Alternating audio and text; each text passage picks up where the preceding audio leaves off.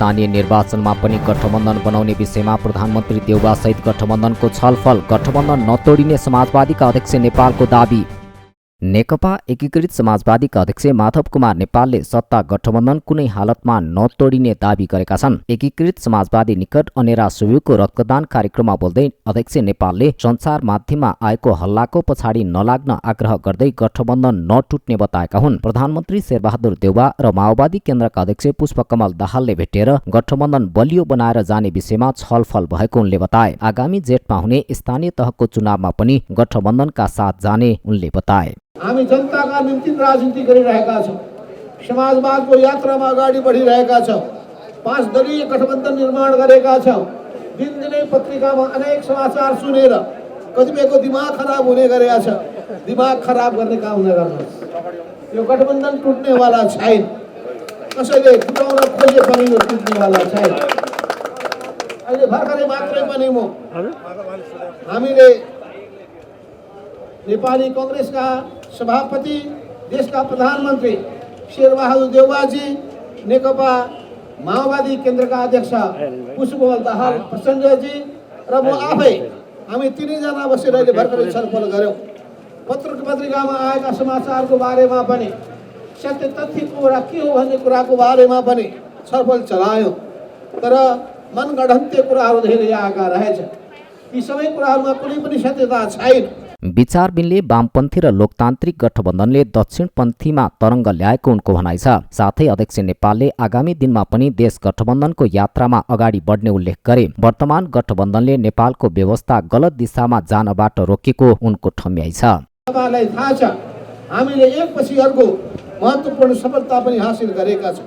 संविधान जोगाएका छौँ, लोकतन्त्र बचाएका छौँ, संघीयताको रक्षा गरेका छौँ र हामीले तपाईहरु सबैलाई थाहा छ कि नेपालको राजनीतिलाई जुन कोर्स करेक्सन गर्न खोजिएको थियो, दक्षिणपन्थी दिशामा लान खोजिएको थियो, त्यसलाई गलत बाटोमा जानबाट रोकेका छौँ।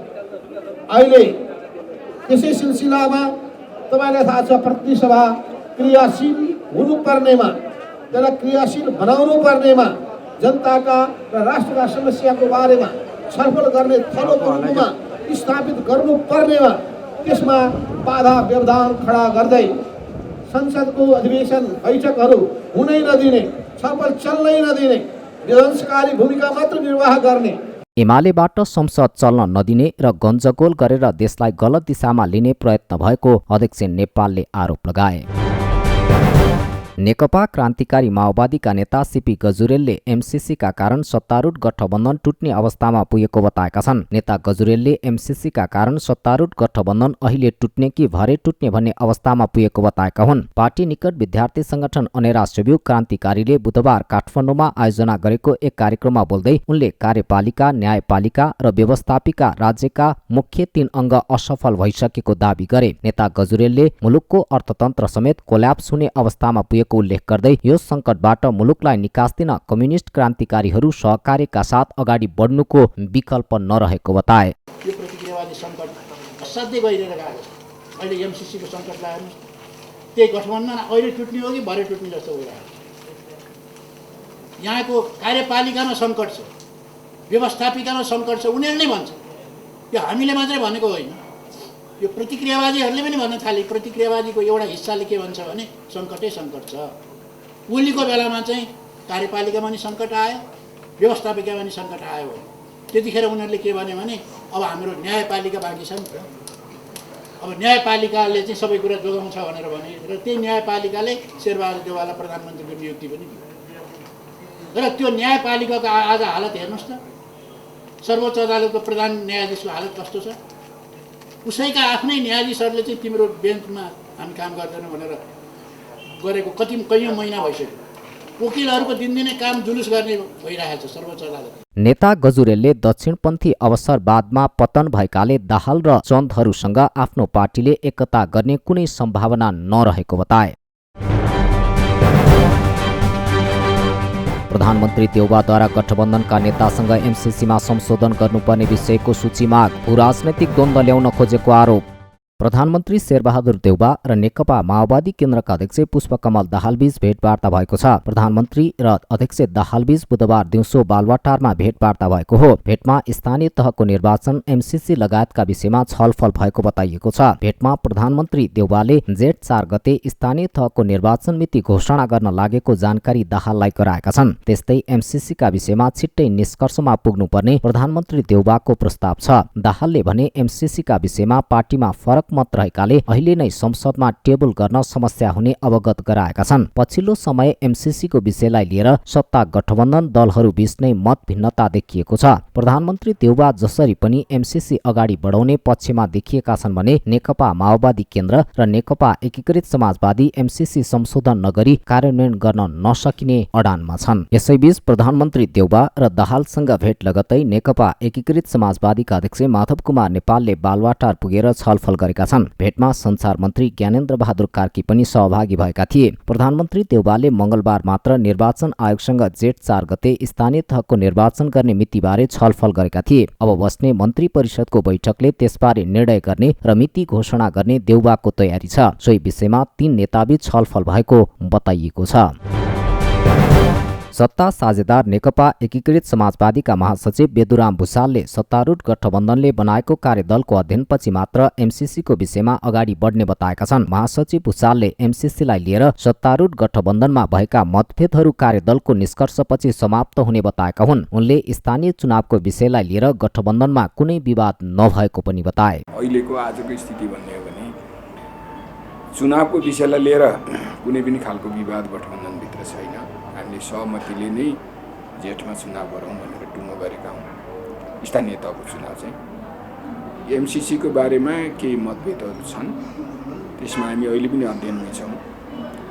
एमसीसीसँग सम्बन्धित 9वटा दस्तावेज 2-3 दिन अगाडि मात्रै हामीले गठबन्धनबाट बनाएको जुन कार्यदल छ त्यसले प्राप्त गरेको छ। अहिले उहाँहरूले ती दस्तावेजहरू अध्ययन गर्दै हुनुहुन्छ।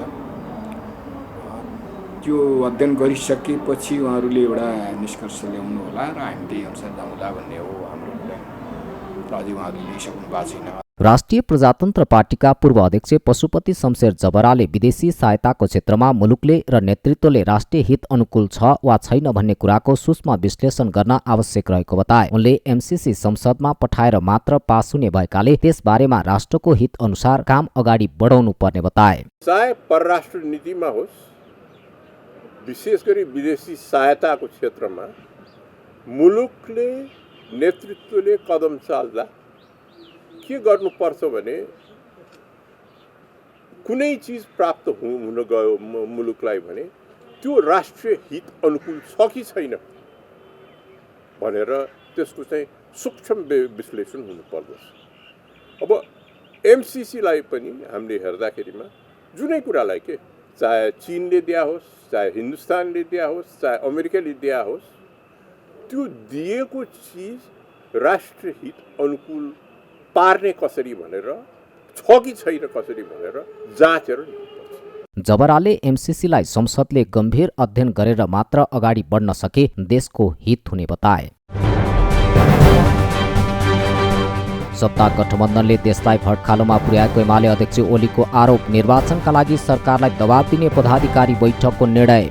नेकपा एमालेका उपमहासचिव प्रदीप किवालीले मिलेनियम च्यालेन्ज कर्पोरेसन एमसीसी सम्झौताका सन्दर्भमा सत्तारूढ गठबन्धनले भू राजनैतिक द्वन्द्व निम्त्याउन खोजेको आरोप लगाएका छन्। युवा संघले आयोजना गरेको स्थानीय तह निर्वाचन, संवैधानिक व्यवस्था र अबको राजनैतिक विषय खुला बहस कार्यक्रममा बुधबार बोल्दै किवालीले एमसीसी विकास परियोजना भएको बताएका हुन्। उनले एमसीसी एउटा विकास परियोजना भएको भन्दै अहिले जानी जानी भू राजनैतिक प्रतिस्पर्धाको विषय बनाउने काममा सत्ता गठबन्धनका नेताहरू लागि परेको बताए। सत्तामा रहनुभएका नेताहरू जानी जानी एक खालको भूराजनीतिक द्वन्द्व निम्त्याउँदै हुनुहुन्छ।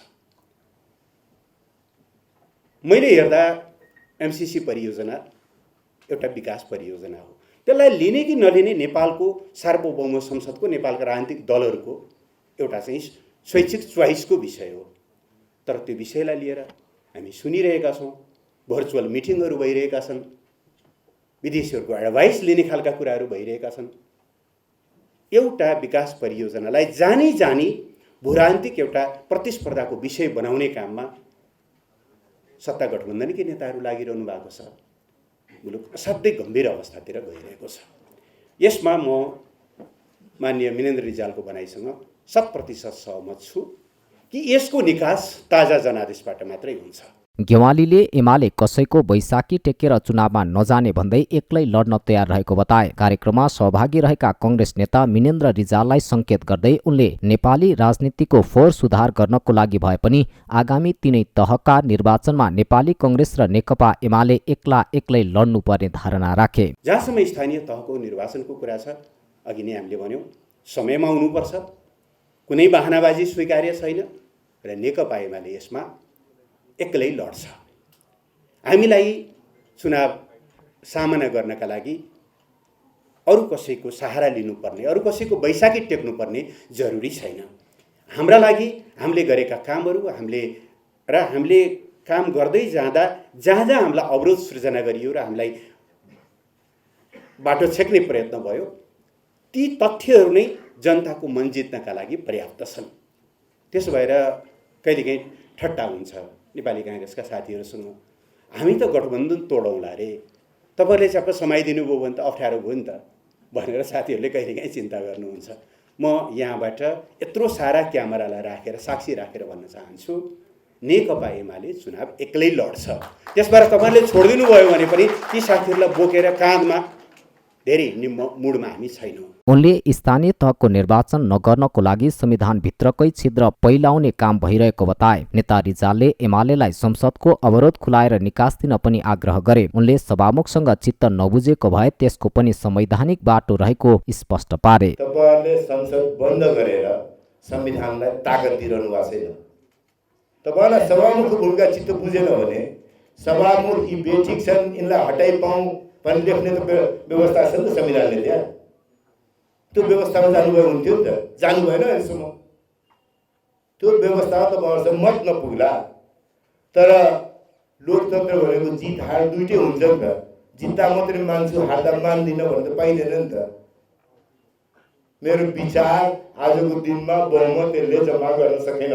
विचार ठिक हो, यो विचारका लागि म लड्छु, तर मेरो विचारमा बहुमत भएन भने स्वीकार गर्नुपर्छ नि त। आज तपाईँको विचारमा बहुमत भएन। आज तपाईँको विचारमा भने जस्तो विचारमा सभामुखलाई निकाल्ने बाटो निस्किएन भने तपाईँ आफ्नो केस रेजिस्टर गर्नुहोस्। एमाले पोलिट ब्युरो सदस्य एवं युवा नेता महेश बस्नेतले माओवादी अध्यक्ष पुष्पकमल दाहाल र नेकपा एकीकृत समाजवादीका अध्यक्ष माधव कुमार नेपाललाई घाँडो र अवसरवादीको संज्ञा दिए। उनले माओवादी र एकीकृत समाजवादी पार्टी अहिले सरकारमा भए पनि निर्वाचनमा एमालेसँग गठबन्धन गर्ने विषयमा पनि छलफल चलाइरहेको सूचना आफूले पाएको समेत बताए। संविधान र लोकतन्त्र बचाउनको लागि आवधिक निर्वाचन सही दिशामा लैजानको लागि जेठ 4 गते भित्र स्थानीय तहको निर्वाचन गर्नै पर्ने बस्नेतको भनाइ छ। केन्द्रीय सुरक्षा समितिमा स्थानीय तहको निर्वाचन केन्द्रित सुरक्षा योजनाबारे छलफल, कार्ययोजना तयार पार्न सुरक्षा निकायलाई निर्देशन। केन्द्रीय सुरक्षा समितिमा आगामी स्थानीय तहको निर्वाचन केन्द्रित केन्द्रीय सुरक्षा योजना तयार पार्ने विषयमा छलफल भएको छ। बुधबार गृह मन्त्रालयमा गृहमन्त्री बालकृष्ण खाँडको अध्यक्षतामा बसेको केन्द्रीय सुरक्षा समितिको बैठकमा आगामी स्थानीय निर्वाचनमा सुरक्षा निकायले कसरी सुरक्षा प्रदान गर्ने भन्ने विषयमा छलफल भएको हो। बैठकमा निर्वाचन केन्द्रित सुरक्षा योजना तयार गर्ने र आवश्यक जनशक्तिको व्यवस्थापनको विषयमा छलफल भएको गृह मन्त्रालयका प्रवक्ता फणेन्द्र मणि पोखरेलले जानकारी दिए। सुरक्षा निकायहरूबाट आवश्यक पृष्ठपोषण लिएर अगाडि बढ्ने पनि उनले उल्लेख गरे। अहिलेको समसामयिक सुरक्षा स्थिति के छ त्यसबारे छलफल गर्छन् र त्यो बारेमा अहिले आज पनि छलफल भयो। अहिलेको हाम्रा सुरक्षा इस्युहरू के हुन्, अब ती सुरक्षालाई कसरी समाधान गर्ने विषयमा छलफल भयो र अब आगामी निर्वाचनमा अब अहिले चाहिँ सामान्य प्रधानमन्त्रीले निर्देशन दिनुभयो। निर्वाचन आयोग र सामान्य प्रधानमन्त्रीज्यू 4 गते चुनाव गर्ने भनेर चाहिँ अनौपचारिक रूपमा बाहिर आएको छ। त्यसलाई हामीले मेट्रोलाइज गर्न त केही होमवर्क गर्नुपर्छ। त्यस कारणले गर्दाखेरि अब हामीले सुरक्षा कसरी निर्वाचनमा कुन किसिमले सुरक्षा गर्ने सबै सुरक्षा निकायबाट त्यसको फिडब्याक लिएर अगाडि बढ्ने भन्ने कुरोमा छलफल। बैठकमा देशको समसामयिक सुरक्षा स्थितिको सम्बन्धमा पनि छलफल गरिएको छ। बैठकमा गृहमन्त्री बालकृष्ण खाँडले आसन्न स्थानीय तहको निर्वाचन सम्बन्धी कार्ययोजना पेश गर्न 4वटै सुरक्षा निकायलाई निर्देशन समेत दिएका छन्। कांग्रेस कार्य सम्पादन समितिको बैठकमा सरकारको कामको समीक्षा हुने, पार्टीका विभागहरू समेत गठन गर्ने तयारी। नेपाली कांग्रेसका महामन्त्री विश्वप्रकाश शर्माले पार्टीको केन्द्रीय कार्य सम्पादन समितिको बैठकमा सरकारको कामको समीक्षा हुने बताएका छन्। अब बिस्तारै मुलुक निर्वाचनमय मनोविज्ञानतर्फ जाँदैछ भनेपछि नेपाली कांग्रेस पार्टीले त्यो निर्वाचनतर्फ जाँदै गर्दाखेरि दुईटा कुरामा हामीले ध्यान दिनुपर्ने विषय छन्। एउटा चाहिँ कमरेड केपी ओली प्रधानमन्त्री रहनुभएको 3 वर्ष सरकारको असफलता र त्यो सरकारले गरेका चाहिँ संविधान विपरीतका गतिविधिहरू, जनविरोधी गतिविधिहरू, त्यसलाई प्रहार गरेर जाने विषय त हुन्छ, तर हामी सँगैमा उत्तिकै के सजग छौँ भने हाम्रो पनि सरकारको 1 वर्षको पर्फर्मेन्सको बारेमा व्याख्या हुन्छ, त्यसमा पनि प्रहार हुन्छ, त्यसको पनि समीक्षा हुन्छ। त्यसकारण हामी जनस्तरमा गएर समीक्षा हुने पूर्व अपिल गर्दै गर्दा हामी आफै पनि हाम्रो सरकारको समीक्षा गरेर जाने कुरामा जान्छौँ। यसबीचमा जे कमजोरी सरकारको भएका छन् त्यसलाई कसरी करेक्सन गर्न सकिन्छ, अथवा हामीले भन्दै गर्दाखेरि सरकारलाई हाम्रै पार्टीको सभापतिले प्रधानमन्त्रीका रूपमा नेतृत्व गरिरहनुभएको सरकारलाई कार्य सम्पादन समितिले भन्छ के त भन्दा सरकारले गति बढाउनु पर्यो भनेर भन्छ। त्यो हामी भन्छौँ नै। र सँगैमा सरकारको बारेमा पब्लिकलाई पनि फेरि के अपिल र आग्रह गर्छौँ भन्दाखेरि भने यो सरकारसँग सबै कुरा अपेक्षा नगर्नुहोस् है। एउटा विशिष्ट परिस्थितिमा बन्यो, संविधानलाई चाहिँ तपाईँको तोडमरोड गरिएको, संविधान विपरीत कदम चालिएको, लोकतान्त्रिक प्रक्रियालाई अवरुद्ध गरिएको, संसदलाई विघटित गरिएको, त्यो बेलामा एउटा विशिष्ट परिस्थितिमा हामीलाई जनताले म्यान्डेट बाहिर बस्न भनेर दिँदै पनि नचाहँदै पनि सरकारको नेतृत्व गरेर जानु पर्यो। त्यसकारण यो सरकारलाई दुईवटा सन्दर्भमा संविधान अनुसार चल्ने, संविधान र संसदको रक्षा गरेर जाने सवालमा एक, र दोस्रो कुरो चाहिँ विश्वव्यापी महामारीबाट जनताको जीवन रक्षा गर्नका लागि सरकार कति गम्भीर भएर जान्छ भन्ने कुराको सवालमा 2, र तेस्रो चाहिँ निर्वाचन सम्पन्न गराउने राष्ट्रिय दायित्व पुरा गर्ने सन्दर्भ। यो 3टा कुराको सन्दर्भमा सरकारलाई हेरिदिनुहोस्, समीक्षा गरिदिनुहोस् भनेर हामी भन्छौँ।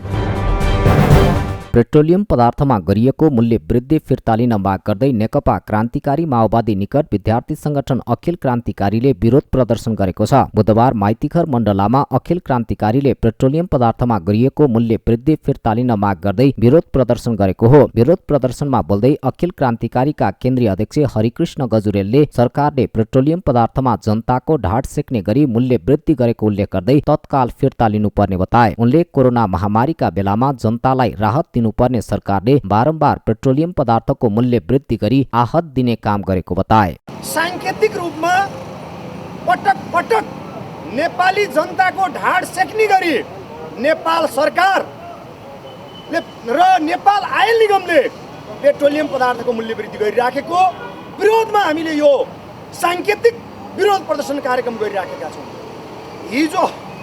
हिजो राति मात्रै फेरि पेट्रोलियम पदार्थको मूल्य वृद्धि गरिएको छ।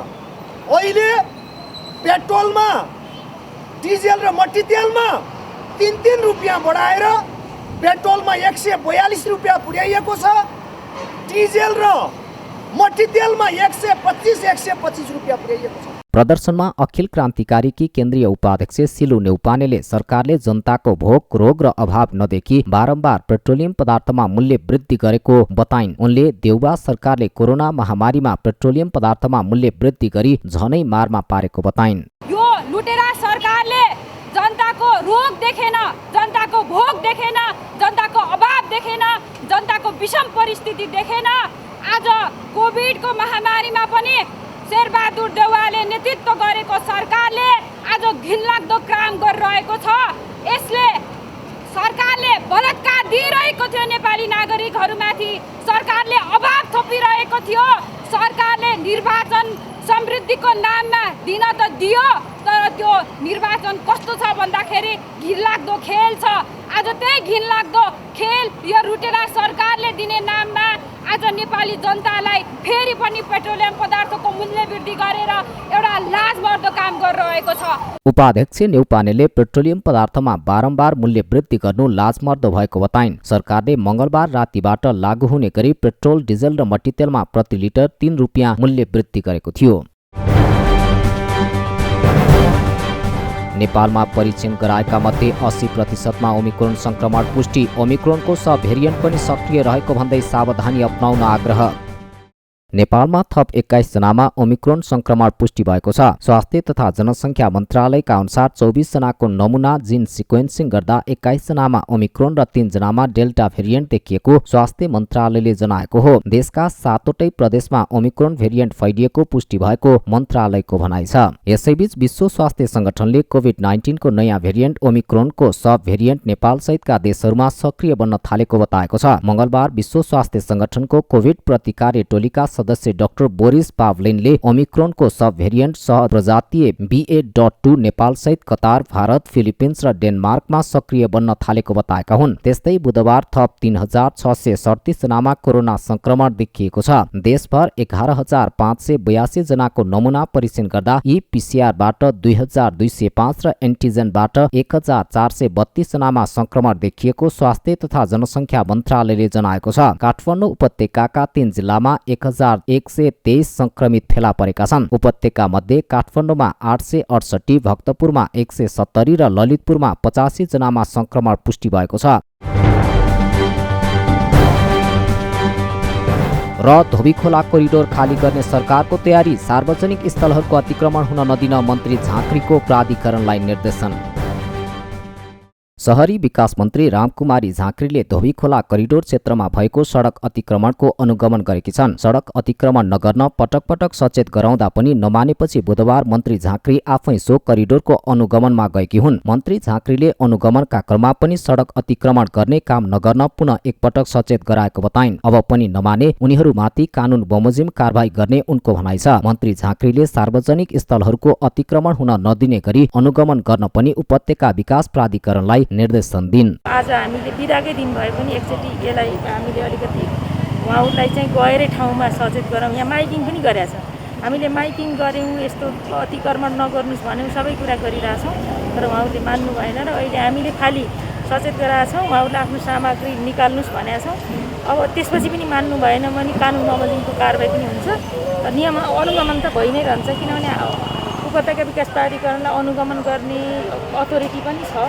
त्यस कारणले हामी अनुगमन पनि गर्छौँ। मन्त्री झाँक्रीको अनुगमनका क्रममा प्रहरीले सडकमा राखिएका निर्माण सामग्री, पसल आदि हटाएको थियो। उपत्यका विकास प्राधिकरण ऐन अनुसार सडक अतिक्रमण गर्न निषेध गरिएको छ, तर सो ऐन विपरीत सडक अतिक्रमण गर्नेहरूलाई अब कानून बमोजिम कारबाही गर्ने सरकारको तयारी छ। सवारी साधन नै पास नहुने गरी निर्माण सामग्री राख्ने, पसल राख्ने, टेबल कुर्सी समेत राखेर बस्ने व्यवस्था गरेपछि उपत्यका विकास प्राधिकरणले कानून विपरीत सडक अतिक्रमण नगर्न सचेत गराउँदै आएको थियो।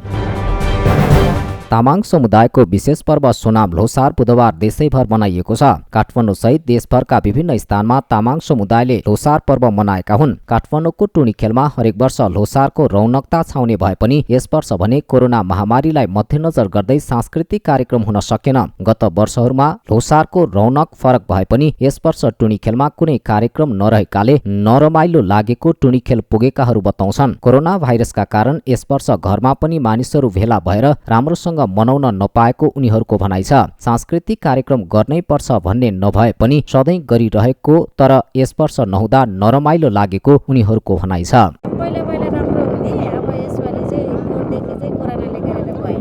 टुर्केलमा नाच गर्न आएको, हेर्नलाई नाच्न आएको, नाच्न पाएन। ल्होसार भनेको तामाङहरूको पर्व परम्परादेखि मानिएको चाड हो। यो ल्होसार भन्ने चाड चाहिँ यो अब तामाङहरूको एक थरी चाड नै हो। दसैँ छेत्री बाहुनको जसरी दसैँ तिहार भन्छ, यस्तै किसिमको यो ल्होसार भन्ने तामाङहरूको एउटा पर्व हो, ठुलो पर्व हो। ल मान्नेले चाहिँ यो ल्होसार चाहिँ मान्दा हुन्छ, दसैँ तिहार मान्दा नमान्दा नि हुन्छ। सरकारले तामाङ समुदायको विशेष पर्व सोनाम ल्होसारको अवसरमा सार्वजनिक बिदा समेत दिएको थियो।